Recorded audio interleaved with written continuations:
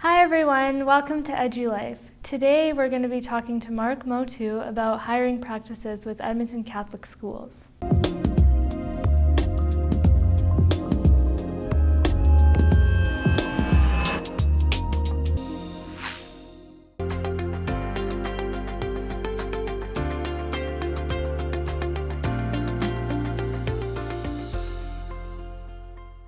Welcome Marc to EduLife.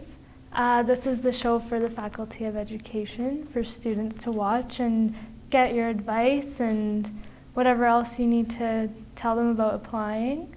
So my first question is, what is your position with Edmonton Catholic Schools? Well, first of all, thanks for the invitation. Greatly appreciated.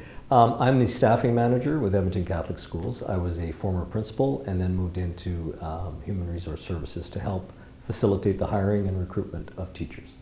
Okay, that sounds good. Would you care to tell us about the application process when applying for Edmonton Catholic? Yes, it's unique in that we're a Catholic organization, so we do hire only Catholic teachers. We do have some non-Catholic teachers who work for our board, but they are mostly in specialized areas where we're unable to find a Catholic candidate with the qualifications. Could you elaborate on the specialized areas? One area might be French immersion. We have 14 French immersion programs in our district, and it is a challenging program to staff. So often we will hire a French immersion qualified teacher who is non-Catholic. Okay. My next question is, do you have any tips or tricks you can give to students, and what are some common mistakes that you see when you see applications for Edmonton Catholic? Well, first of all, to apply to our district, it's an online application through Apply to Education. So I have direct access to the applications when applicants apply. So I have access to their support documentation. So the first piece of advice is please submit a complete application. That's very important. I think it's important that teacher candidates research a little bit prior to submitting their application. They should visit websites, talk to people who work for the organization, talk to us.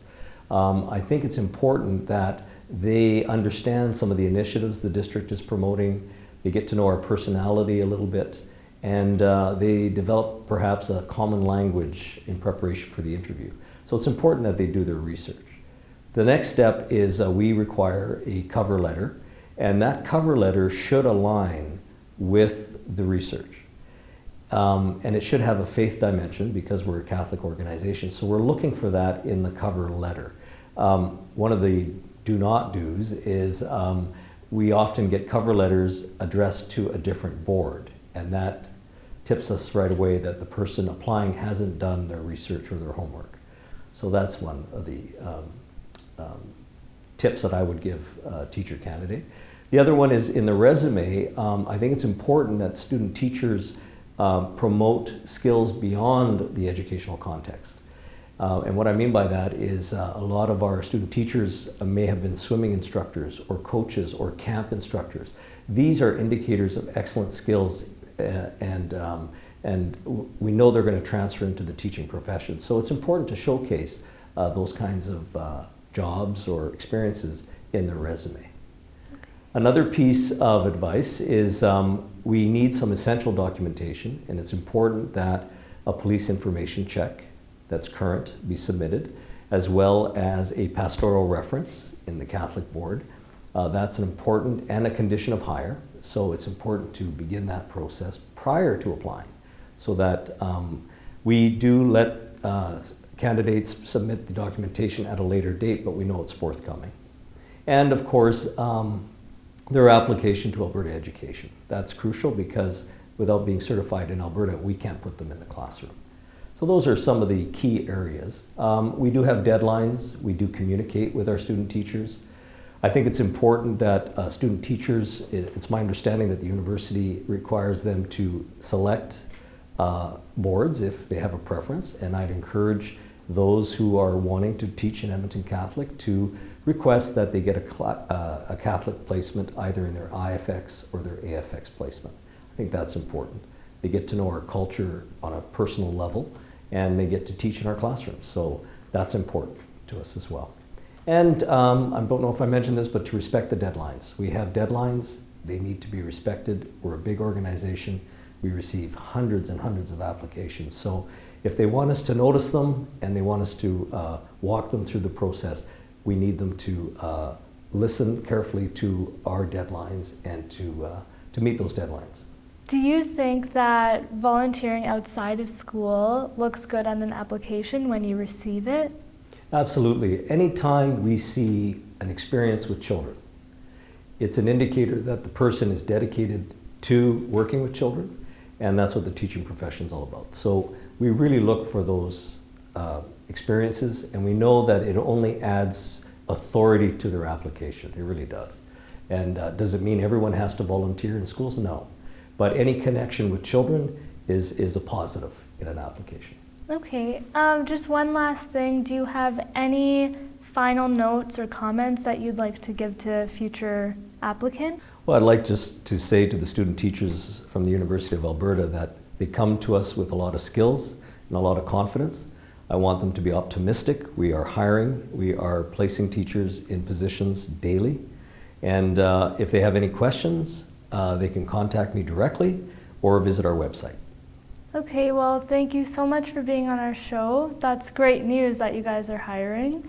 Everyone out there, I'm sure, will appreciate this input and advice that you've given. So thank you so much. Thank you.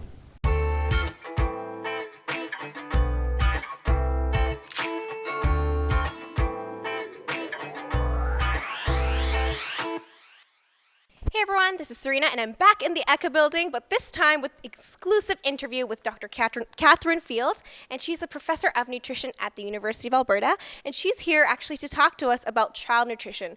Now the reason why I brought her here is because child nutrition is actually very important in the classroom. You know, as teachers we're always thinking about classroom planning, lesson planning, curriculum development, but we really don't think about nutrition for the child. So today Dr. Field is here to talk to us, so thank you so much for joining me. Oh, thank you, Serena. And first of all, what is your background in terms of child nutrition and nutrition itself? Okay, well, I'm a researcher at the University of Alberta, and I do quite a bit of work, quite a bit in infant development and early childhood, but now we've moved much further on into childhood as we have a large cohort of children that we've followed from birth, and now they're coming up to 5 years of age. Exactly. So for teachers, are there any words of advice or tips that you could give us? But what really is important is a lot of children come to school hungry. So really to look for hungry children. But you also can be looking for some of the behaviors that go with hungry children. Very tired, children whose attention spans aren't very good, children who have disordered eating, have unusual behavior towards food. And I think one of the number one things we forget about, children who are sick a lot. And that's a sign of poor nutrition. Wow, I never thought about that. You know, usually we're like, oh, he has the flu or she has the flu. They'll get over it soon. But I'm guessing there's a little bit more to it than that. So going on, why do you think nutrition is so important for the child in terms of learning? Well, I think the first thing is that the brain is still developing. And so many nutrients are involved in brain. They're also involved in vision, and we teach very visually now. Also development, bone development in particular, the period during childhood up into adolescence and maybe even further in adolescence for the boys. It's a really important period for laying down really good bone structure that you'll have for the rest of your life. Absolutely. That words of wisdom, honestly. And Dr. Field, what are some actual nutrients that are important for optimal brain functioning for the child?